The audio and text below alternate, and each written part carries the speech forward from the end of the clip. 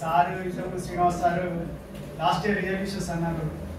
So last year ఇదే డ్యాస్ మీద మా ఇంటర్షేడ్కి సంబంధించి మేము అందరం కూడా కృషి చేస్తాము. మనకి వాటర్ అలొకేషన్స్కి సంబంధించి మేము కొంత ప్రోగ్రెస్ చూపిస్తాము ప్లస్ చేస్తాము అనేది మనకు రిజల్యూషన్స్ ఉండినాయి లాస్ట్. సో దానికి అనుగుణంగానే మా టీం అంతా కూడా the guidance of SC sir and CE sir and ANC sir అందరూ కూడా చాలా కృషి చేసినారు, చాలా బలంగా పనిచేసినారు.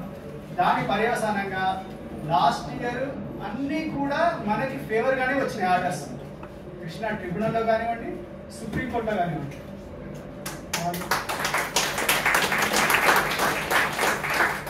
Palamuru Rangareddy lift irrigation scheme పైన వాళ్ళు చాలా గట్టిగా వాళ్ళు ప్రయత్నం చేసినారు. అది మెటీరియలైజ్ కావద్దు అని చెప్పేసి, ఆపాలని చెప్పేసి, సో మనం ఇచ్చినటువంటి జీవో ఏదైతే ఉందో దాన్నే అనల్ చేయాలి, దాన్నే తీసేయాలి అని చెప్పేసి వాళ్ళు చాలా గట్టి ప్రయత్నం చేసినారు.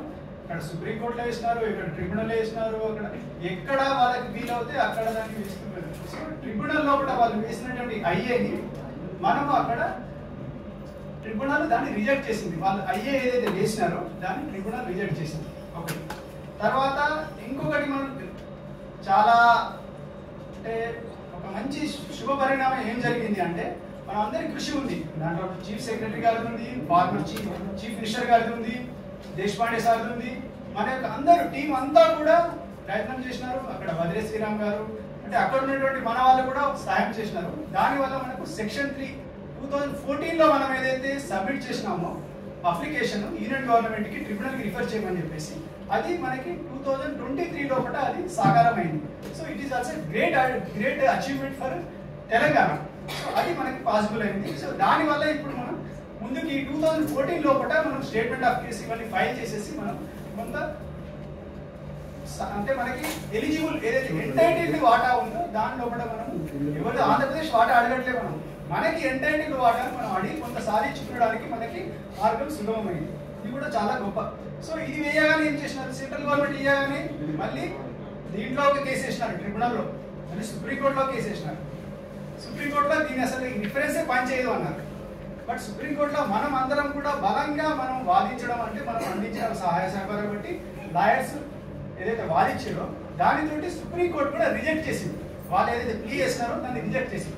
సో అక్కడ కూడా మనకి విజయం వచ్చింది అక్కడ. సో అట్లా ఇప్పుడు ఈ రోజు మనకి స్టేట్మెంట్ ఆఫ్ కేసు వేసుకోండి, మళ్ళీ వాళ్ళు ట్రిబ్యునల్కి వచ్చినారు. మళ్ళీ ట్రిబ్యునల్ లోపల వేరే సుప్రీంకోర్టులో ఉంది కేసు కాబట్టి మీరు ఇక్కడ ట్రిబ్యునల్ లోపల మీరు వినొద్దు అన్నది.